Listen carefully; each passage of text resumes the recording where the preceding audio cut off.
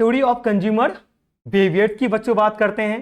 अब हमारा ये जो सेशंस है ये चैप्टर नंबर 4, 5, 6 एंड 7 का है, क्लियर कि नहीं है, जिसमें हमारा जो 4th चैप्टर्स है थ्योरी ऑफ कंज्यूमर बिहेवियर्स। तो थ्योरी ऑफ कंज्यूमर बिहेवियर भी आपकी सिलेबस का मोस्ट इंपॉर्टेंट चैप्टर्स है। तो आप सभी का वीडियोस क्लासेस में स्वागत है। चलिए बच्चों, हमारा नेक्स्ट जो पार्ट है वो शुरू करेंगे और बहुत ही कम समय में इसको खत्म करेंगे ताकि आप आसानी से कल एमसीक्यू जो है ना वो अटेम्प्ट कर सको। देखो, पहला है total utility and marginal utility. Total utility and marginal utility. Sir ये क्या होता है? टोटल यूटिलिटी क्या होता है ये पहले बता दो। ये एक पर्सन को मिलने वाला ओवरऑल सेटिस्फैक्शन होता है। जब वो कुछ क्वांटिटी ऑफ गुड्स कंज्यूम करता है उसे हम टोटल यूटिलिटी बोलते हैं। यानी वी कैन से दैट ये ओवरऑल सेटिस्फैक्शन है। जब भी कोई भी कुछ क्वांटिटी या कोई quantity of goods and services जो आप कंज्यूम करते हो ना, उससे जो आपको सेटिस्फैक्शन मिलता है उसे हम टोटल यूटिलिटी बोलते हैं। सर मार्जिनल यूटिलिटी क्या होता है? ये एक्स्ट्रा सेटिस्फैक्शन होते हैं। ये क्या होता है? एक्स्ट्रा सेटिस्फैक्शन होते हैं जो किसी पर्सन को और एडिशनल यूनिट्स कंज्यूम करने से मिलता है। जैसे एक गिलास मैंने पानी पिया, तो एक गिलास जो मैंने पानी पिया ये हमारा हो गया टोटल यूटिलिटी। लेकिन जो एडिशनल ग्लास ऑफ वाटर जो यानी कि एक एक्स्ट्रा ग्लास ऑफ वाटर पानी पिया ये क्या हमारा हो गया मार्जिनल यूटिलिटी। यानी सिंपल वर्ड में बता रहा हूं, ये एक्स्ट्रा सेटिस्फैक्शंस है जो किसी पर्सन को एक और एडिशनल यूनिट कंज्यूम करने से मिलती है। क्लियर है ना? Okay, next, when marginal utility is positive. Marginal utility positive होता है तो टोटल यूटिलिटी बढ़ता है। क्योंकि एमसीक्यू है इसलिए मैं ज्यादा डेप्थ में नहीं जा रहा हूं। मार्जिनल यूटिलिटी अगर पॉजिटिव होगा तो टोटल यूटिलिटी इंक्रीज होगा, याद रखना। मार्जिनल यूटिलिटी नेगेटिव होगा तो टोटल यूटिलिटी डिक्रीज होगा। कल 100% पूछेगा एमसीक्यू, याद रखना। अगर मार्जिनल यूटिलिटी बिकम 0 हो जाएगा तो टोटल यूटिलिटी जो है ना ये आपका मैक्सिमम पॉइंट पे आ जाएगा, याद रखना। अब एमयू जब पॉजिटिव होता है टोटल यूटिलिटी बढ़ता है, एमयू जब नेगेटिव होता है टोटल यूटिलिटी घटता है, और एमयू जब 0 होता है जो टोटल यूटिलिटी है वो मैक्सिमम पर पहुंच जाता है। Law of diminishing marginal utility का मतलब क्या होता है? कि ये लॉ कहता है कि जब एक पर्सन एक गुड्स को और ज्यादा यूनिट्स कंज्यूम करता है तो उससे मिलने वाला जो एडिशनल सेटिस्फैक्शन है ना हर एक्स्ट्रा यूनिट्स के साथ में कम होते चला जाता है। सर नहीं समझ में आया? सिंपल वर्ड में समझाओ। पहला ग्लास ऑफ वाटर पानी पिया, हमारा सेटिस्फैक्शन लेवल 100% था। सेम उसी वक्त में हमने दूसरा ग्लास ऑफ वाटर पानी पिया, हमारा सेटिस्फैक्शन लेवल कितना हो गया? 50%। सेम उसी टाइमिंग में हमने तीसरा ग्लास ऑफ वाटर पानी पिया, सेटिस्फैक्शन लेवल क्या हो गया? 0। और सेम उसी वक्त में हमने चौथा ग्लास ऑफ वाटर पानी पिया, वोमिटिंग्स हो गया। यानी कि अगर किसी चीज को कंटिन्यूअस अगर आप कंज्यूम करते हो एक ही चीज को, तो उससे जो यूटिलिटी आपको मिलता है ना वो धीरे धीरे करके कम होना शुरू हो जाता है और एक टाइम पे वो नेगेटिव हो जाता है। इसलिए हम इसे बोलते हैं law of diminishing marginal utility. क्या बोलते हैं? जैसे पहली जो स्लाइस पिज्जा खाओगे ना वो सबसे ज्यादा खुशी देगा, पर जब दूसरी तुम खाओगे ना उसे कम खुशी मिलेगा, तीसरा कम खाओगे और कम खुशी मिलेगा। क्लियर है कि नहीं है? और जब पांचवा खाओगे तुमको खाने का इच्छा नहीं करेगा, तुम्हारा पेट ऑलमोस्ट क्या हो चुका रहेगा? भर चुका रहेगा। नेक्स्ट है equilibrium of the consumer. Sir equilibrium of the consumers का मतलब क्या होता है ये बता दो मेरे को। सिंपल वर्ड में बता रहा हूं, एक कंज्यूमर तब इक्विलिब्रियम पर होता है जब वो अपनी यूटिलिटी को मैक्सिमम करता है। याद रखना, एक कंज्यूमर तब इक्विलिब्रियम पे होता है जब वो अपनी यूटिलिटी को मैक्सिमम करता है। जितना आपका बजट है उस बजट में जब आपकी यूटिलिटी क्या होगा? मैक्सिमम होगा, तो उसे हम बोलते हैं equilibrium of the consumer. Sir इसका मतलब यह है कि हर गुड्स पर जितना पैसा आप खर्च कर रहे हो उसकी जो मार्जिनल यूटिलिटी है ना हर जगह क्या होगा? सेम होगा। इसे बोलते हैं equilibrium of the consumers. Sir derivation of demand curve क्या होता है? Demand curve marginal utility curve से डिराइव होता है। किससे डिराइव होता है? मार्जिनल यूटिलिटी कर्व से डिराइव होता है। यह दिखाता है कि एक गुड्स की प्राइस और उसकी क्वांटिटी डिमांड के बीच क्या रिलेशनशिप है।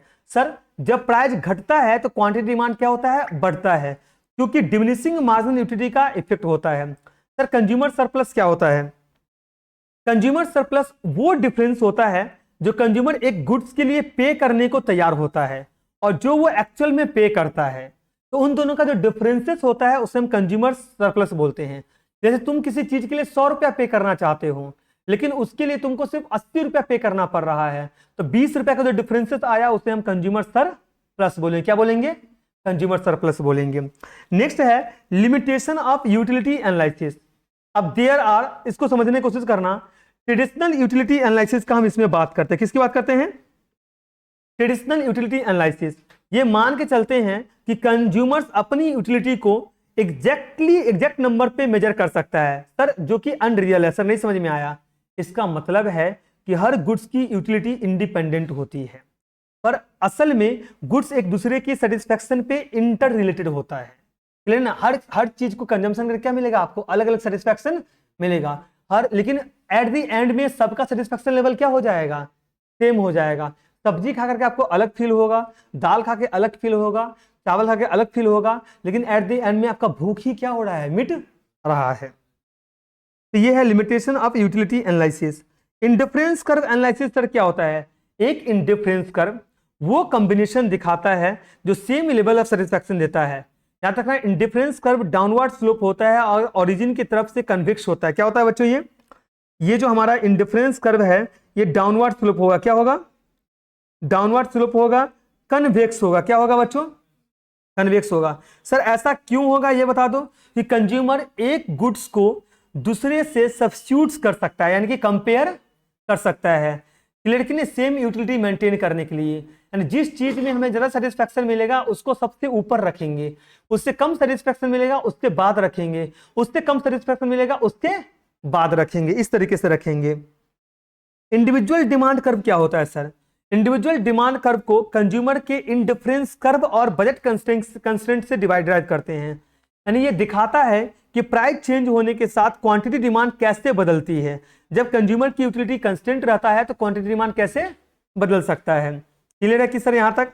Evaluation of indifference curve analysis ये एज्यूम करता है, क्या करता है? ये एज्यूम करता है कि कंज्यूमर हर पॉसिबल कॉम्बिनेशंस को रैंक कर सकता है। क्या कर सकता है?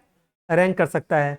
ये मान के चलता है कि गुड्स की इनफिनिटली स्मॉल क्वांटिटी में डिवाइड किया जा सकता है, जो हमेशा रियलिस्टिक नहीं होता है। ये सिर्फ तब अच्छा काम करता है जब दो गुड्स का एनालिसिस हम कर रहे हो। रियल वर्ल्ड सिचुएशंस में उसको कॉम्प्लिकेटेड हो सकता है, लेकिन हम एनालिसिस करने में हमारे लिए क्या होगा? सुविधा होगा। तो ये चैप्टर हमारा क्या हो गया? कंप्लीट। नेक्स्ट है theory of production. Sir production functions क्या होता है? याद रखना, ये रिलेशनशिप होता है। ये क्या होता है? रिलेशनशिप होता है। किससे रिलेशनशिप होता है सर? रिपीट कर रहा हूं, मैं रिपीट कर रहा हूं, थोड़ा ध्यान देंगे इसको। प्रोडक्शन फंक्शन, जो भी आपका आउटपुट निकलता है, क्या निकलता है बच्चों? आउटपुट, जिसको हम QX बोलते हैं। क्या बोलते हैं? QX। ये डिपेंड करता है। अच्छा, थ्योरी प्रोडक्शन फंक्शन मतलब होता है मैथमेटिकल रिलेशनशिप। क्या होता है? ये फंक्शंस ऑफ इनपुट है। क्या है? यानी इनपुट के चेंज होने से आपका आउटपुट कितना चेंज हो रहा है, इसे बोलते हैं प्रोडक्शन फंक्शन, जिसको रिप्रेजेंट करते हैं हम किस रूप में? मैथमेटिकल रिलेशनशिप के रूप में। जैसे अगर मैं बोलूं, यहां पर अगर मैं बोलूं लेबर की चेंज होने से आउटपुट कितना चेंज होगा, कैपिटल की चेंज होने से आउटपुट कितना चेंज होगा। अच्छा, अब प्रोडक्शन जो है ये देयर आर टू टाइप्स है। एक है शॉर्ट रन, दूसरा है लॉन्ग रन। शॉर्ट रन में क्या होता है? शॉर्ट रन में जो आपका लैंड है, लेबर है, कैपिटल है और एंटरप्रेन्योर है, ये जितने भी फैक्टर है ना, ये सारे के सारे चेंज नहीं होंगे। क्या नहीं होंगे? चेंज नहीं होंगे। क्या नहीं होंगे बच्चों? चेंज नहीं। इनमें से कोई एक फैक्टर चेंज होगा, बाकी के सारे फैक्टर क्या होंगे? कंस्टेंट होंगे। क्या होंगे? कंस्टेंट। कि शॉर्ट रन में आप सारे फैक्टर को चेंज नहीं कर सकते हो। अगर 2 महीने के लिए मुझे कुछ एक्स्ट्रा ऑर्डर मिल जाए, क्या मिल जाए? एक्स्ट्रा ऑर्डर मिल जाए, तो इसके लिए हम अलग से जगह फिर नहीं लेंगे, एक्स्ट्रा लेबर अपॉइंट नहीं करेंगे, एक्स्ट्रा कैपिटल नहीं लगाएंगे, एक्स्ट्रा एंटरप्रेन्योर नहीं लगाएंगे। क्लियर कि नहीं है? तो यहां पर कोई एक फैक्टर चेंज होगा, बाकी सारे फैक्टर क्या होंगे? सेम रहेंगे। इस ये अप्लाई, जो शॉर्ट रन है ये अप्लाई करता है लॉ ऑफ वेरिएबल प्रोपोर्शंस में। किसमें अप्लाई करता है? लॉ ऑफ वेरिएबल प्रोपोर्शन में। जहां जैसे मैं अगर लिख दूं यहां पर 1:1:1:1 है रेशियो। अब अगर मैं बोलूं तो लेबर को हमने 1 से कितना कर दिया? 2 कर दिया, और कैपिटल को हमने 1 से कितना कर दिया? 3 कर दिया। तो अब जो रेशियो बनेगा 1:2:3:1 बनेगा। यानी सारा जो लैंड, लेबर, कैपिटल और एंटरप्रेन्योर का रेशियो सेम नहीं है, इन सब का रेशियो क्या है, अलग अलग है। इसीलिए हम इसे बोलते हैं लॉ ऑफ वेरिएबल प्रोपोर्शन। कोई डाउट है यहां तक? ओके, तो ये लॉ ऑफ प्रोपोर्शन किस पे अप्लाई करता है? शॉर्ट रन में। लॉन्ग रन के लिए क्या अप्लाई करता है? लॉन्ग रन में जितने भी इनपुट है, land, labour, capital and entrepreneur, ये सब चेंज हो जाएगा। ये सब का सब क्या हो जाएगा बच्चों? चेंज हो जाएगा। इसे हम बोलते हैं लॉन्ग रन। और लॉन्ग रन अप्लाई होता है law of return to scales के लिए। किसके लिए अप्लाई होता है? Law of return to scales के लिए अप्लाई होता है। क्लियर कि नहीं है सर? नेक्स्ट चल रहे हैं। अब है total product, average product, margin. Total product क्या होता है? टोटल आउटपुट जो भी आप बना रहे हो गिवन नंबर ऑफ इनपुट से, उससे हम टोटल प्रोडक्ट बोलते हैं। क्या बोलते हैं सर? ऐसे समझो, आप ऐसे समझो, एक लेबर जो है ये 10 पेन बना रहा है। एक लेबर कितना पेन बना रहा है? और 10 लेबर जो है ये 100 पेन बना रहा है। तो 100 पेन जो 10 लेबर बनाया है ना, इसे बोलते हैं टोटल प्रोडक्ट। क्या बोलते हैं? Total product. एवरेज प्रोडक्ट क्या होता है? टोटल कितना बनाया है 10 लेबर ने?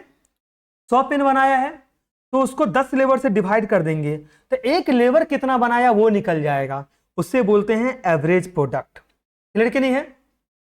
अब मार्जिनल प्रोडक्ट क्या होता है?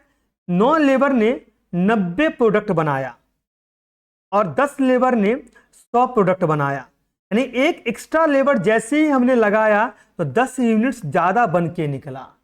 यानी एक्स्ट्रा इनपुट से जो एक्स्ट्रा आउटपुट निकलता है उससे बोलते हैं मार्जिनल प्रोडक्ट। 9 लेबर मिलकर के 90 यूनिट्स बना रहा था, अब 10 लेबर मिलकर कितना बना रहा है? तो एक एक्स्ट्रा लेबर मिलकर जैसे एक एक्स्ट्रा लेबर आया तो कितना एक्स्ट्रा बना? 10 एक्स्ट्रा बना। इसे बोलते हैं मार्जिनल प्रोडक्ट। क्या बोलते हैं? प्रोडक्ट। नेक्स्ट है लॉ ऑफ वेरिएबल प्रोपोर्शन। मैं बता चुका हूं ना, लॉ ऑफ वेरिएबल प्रोपोर्शन किसके लिए अप्लाई करता है? ये अप्लाई करता है शॉर्ट रन।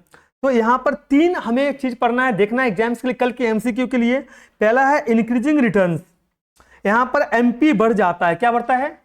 आपकी स्टार्टिंग में आपका मार्जिनल प्रोडक्ट इंक्रीज करेगा। क्या बढ़ने से? इनपुट बढ़ने से, याद रहेगा ना। और दूसरा है diminishing returns. Marginal product decrease करेगा बट स्टिल पॉजिटिव्स रहेगा। क्या रहेगा? मार्जिनल प्रोडक्ट डिक्रीज करेगा बट स्टिल क्या रहेगा? पॉजिटिव्स रहेगा। और फिर नेगेटिव रिटर्न्स, आपका जो मार्जिनल प्रोडक्ट है वो नेगेटिव होगा। मैं ज्यादा डेप्थ में नहीं जा रहा हूं कि कल एमसीक्यू देना है। इंक्रीजिंग रिटर्न में आपका एमपी इंक्रीज करता है, डिमिनिशिंग रिटर्न में आपका एमपी डिक्रीज करता है बट वो पॉजिटिव रहता है, और नेगेटिव रिटर्न्स में आपका एमपी नेगेटिव हो जाता है। क्या हो जाता है? नेगेटिव हो जाता है। नेक्स्ट है total product curve, average product curve, MP curve. ये नहीं देखना है। टोटल प्रोडक्ट कर्व जो होता है ना वो एस शेप्ड कर्व होता है। क्या होता है? एस शेप्ड कर्व होता है, याद रखिएगा ना। और एपी जो होता है वो लाइन होता है फ्रॉम दी ओरिजिन, ये याद रखना। और एमपी जो होता है ना वो टेंजेंट होता है। क्या होता है? टेंजेंट होता है। बस ये 3 वर्ड याद रखना है। अब 3 stage of production process. Production process के 3 स्टेज है, स्टेज 1, स्टेज 2, स्टेज 3। अब सुनिए, स्टेज 1 में क्या होता है? एमपी इंक्रीज होता है और एपी भी बढ़ता है, याद रखना। 3 स्टेज ऑफ प्रोडक्शन प्रोसेस में पहला स्टेज में एमपी बढ़ेगा तो एपी भी क्या होगा? बढ़ेगा। और स्टेज 2 में क्या होगा? एमपी पहले स्टार्टिंग में डिक्रीज होगा और टोटल आउटपुट क्या हो जाएगा? बढ़ जाएगा। और स्टेज 3 में क्या होगा? एमपी निगेटिव हो जाएगा, टोटल आउटपुट भी क्या हो जाएगा? घट जाएगा। यानी ज्यादा यूनिट्स बना तो रहे हो लेकिन आपका खर्चा बढ़ रहा है, आपका प्रोडक्ट बढ़ नहीं रहा है, आपका काम क्या हो रहा है? उससे कम ही हो रहा है। आपका प्रोडक्ट बिक भी क्या हो रहा है? कम बिक रहा है। सर समझ में आ रहा है कि नहीं आ रहा है? स्टार्टिंग में कोई भी चीज में क्या होता है? एमपी मार्जिन ज्यादा होता है, फिर क्या होता है? वो इक्वल हो जाता है, फिर क्या हो जाता है? वो घट जाता है। रिलेशनशिप क्या है एपी और एमपी में? MP greater than AP. अगर एमपी क्या है, लिसन, एमपी अगर एपी से ज्यादा है, एमपी अगर एपी से ज्यादा है तो एपी जो है ना वो इंक्रीज करेगा। एमपी अगर एपी से लेस कम है तो एपी जो है ना वो फॉल करेगा। और एमपी इक्वल है एपी का तो एपी जो हमारा है ना, एपी जो हमारा है वो मैक्सिमम हो जाएगा। क्या हो जाएगा बच्चों? मैक्सिमम, याद रखना। फिर इसमें मैंने क्या बोला? एमपी जब इंक्रीज करता है तो एपी भी क्या होता है? स्टार्टिंग में स्टेज 1 में एपी बढ़ता है। दूसरा में एमपी जो है ना डिक्रीज होना शुरू हो गया है। क्यों डिक्रीज हो रहा है? डिक्रीज क्यों हो रहा है? डिक्रीज इसलिए हो रहा है कि हमारा जो आउटपुट है ना वो ज्यादा बढ़ रहा है। और तीसरा स्टेज में मैंने क्या बोला, एमपी जो है ना वो निगेटिव हो गया, क्या हो गया? निगेटिव। और तब टोटल प्रोडक्ट हमारा क्या हो जाएगा? डिक्रीज हो जाएगा। यानी हमारे पास में इतना पैसा नहीं है हम ज्यादा यूनिट्स क्या कर सके? बना सके। नेक्स्ट है return to scale. Return to scales क्या होता है? ये लॉन्ग रन के लिए अप्लाई होता है, जहां पर सारा फैक्टर क्या हो जाएगा? चेंज हो जाएगा। तो कंस्टेंट रिटर्न टू स्केल का मतलब क्या होता है? आउटपुट और इनपुट दोनों सेम प्रोपोर्शन में बढ़ेगा या घटेगा। सर समझ लो, आपको समझ में आ जाएगा। कंस्टेंट का मतलब होता है 100% इनपुट लगाया, 100% इनपुट लगाया तो 100% क्या निकल के आया? आउटपुट निकल के आया। इंक्रीजिंग में क्या होता है? 100% इनपुट लगाते हैं तो 200% क्या निकलता है? आउटपुट निकलता है। और डिक्रीजिंग में क्या होता है? 100% इनपुट लगाते हैं तो 80% क्या निकलता है? आउटपुट निकलता है। इसे बोलते हैं return to scales. Return to scales applicable होता है लॉन्ग रन के लिए। रिटर्न का मतलब होता है बेनिफिट, स्केल का मतलब है ऑपरेशन, यानी लॉन्ग रन में आप कितना बेनिफिट या बेनिफिट एंजॉय कर सकते हो। Economic of large scale production क्या होता है? Internal economy and external economy. Internal economy जिसमें आप टेक्निकल बेनिफिट्स मिलता है, फाइनेंशियल मिलता है, मार्केटिंग का बेनिफिट्स मिलता है। और एक्सटर्नल में आपका इकोनॉमी ऑफ लोकलाइजेशन, जैसे हमारे आसपास में अगर लेबर अवेलेबल रहेगा तो उसका बेनिफिट्स हमें मिलेगा। बच्चों क्लियर है कि नहीं है? डिस इकोनॉमी का मतलब होता है आपकी एफिशिएंसी उतनी नहीं है, बाहर से लेबर मंगा रहे हो जिससे कॉस्ट क्या हो रहा है? आपका बढ़ रहा है। सर क्लियर है कि नहीं है? तो चैप्टर 5 क्या हो गया हमारा बच्चों? कंप्लीट हो गया। कल की क्लास में हम 5 चैप्टर की बात करेंगे। Thank you so much.